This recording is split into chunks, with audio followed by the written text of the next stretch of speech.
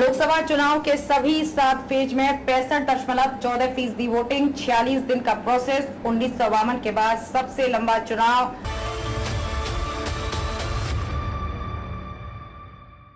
नमस्कार, मैं खुशी और आप देख रहे हैं स्वतंत्र भारत न्यूज। आइए नजर डालते हैं इस वक्त की खास खबर पर। पीएम और 43 मंत्री मैदान में थे।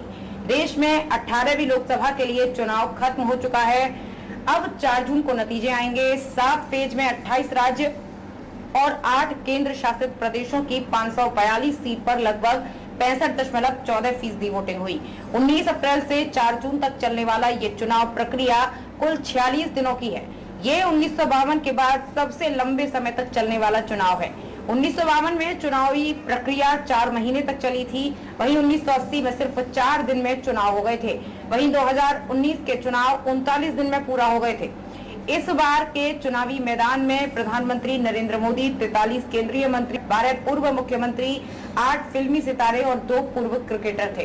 पिछले 3 लोकसभा चुनावों के मुकाबले 2024 में कम वोटिंग हुई है। 2009 में सभी 543 सीटों पर 58.21%, 2014 में 66.44%, 2019 में 67.4% मतदान हुआ था, जो इस बार 66.07% ही रह गया। इस बार जिले मध्य प्रदेश, राजस्थान, गुजरात में एनडीए और इंडिया में एक तरफा मुकाबला माना जा रहा है। वहां वोटिंग प्रतिशत में 4 से 5% तक की गिरावट आई है। सबसे ज्यादा सीटों वाले राज्य यूपी, बिहार, बंगाल में 15 साल में पहली बार वोटिंग प्रतिशत घटा है।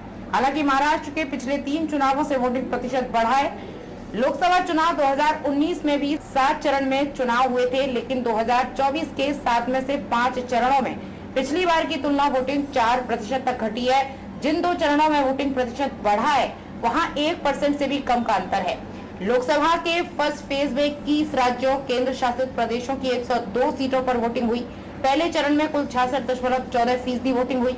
चुनाव आयोग के मुताबिक इलेक्शन के पहले फेज में कुल 1625 कैंडिडेट्स मैदान में थे, जिनमें 1451 पुरुष और 134 महिला उम्मीदवार थे।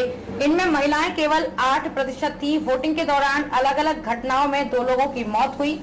बंगाल के कूच बिहार में भाजपा और टीएमसी वर्कर्स के बीच पथराव हुआ। बंगाल के कूच बिहार में पोलिंग ड्यूटी में लगे सीएपीएफ जवान की मौत हो गई है। मणिपुर में मतदान केंद्र पर ईवीएम में तोड़फोड़ हुई। फायरिंग में 3 घायल हो गए। छत्तीसगढ़ के बीजापुर में 2 जगह ग्रेनेड ब्लास्ट हुआ। इसमें सीआरपीएफ 146 बटालियन के जवान देवेंद्र कुमार शहीद हो गए। सीआरपीएफ के असिस्टेंट कमांडेंट मनु एचसी घायल हो गए। मुरादाबाद में मुस्लिम महिला कर्मचारियों को बुर्का पहनाकर तैनात किया गया। अब तक के लिए बस इतना ही। फिर होगी आपसे मुलाकात ऐसी एक और खास खबर के साथ। तब तक के लिए नमस्कार और देखते रहिए स्वतंत्र भारत न्यूज। ऐसे ही लेटेस्ट अपडेट्स के लिए हमारे चैनल स्वतंत्र भारत न्यूज को सब्सक्राइब करें और तुरंत नोटिफिकेशन पाने के लिए बेल आइकन प्रेस करना ना भूलें। यदि आप हमें फेसबुक के माध्यम से देख रहे हैं तो हमारे पेज स्वतंत्र भारत न्यूज को फॉलो जरूर करें। धन्यवाद।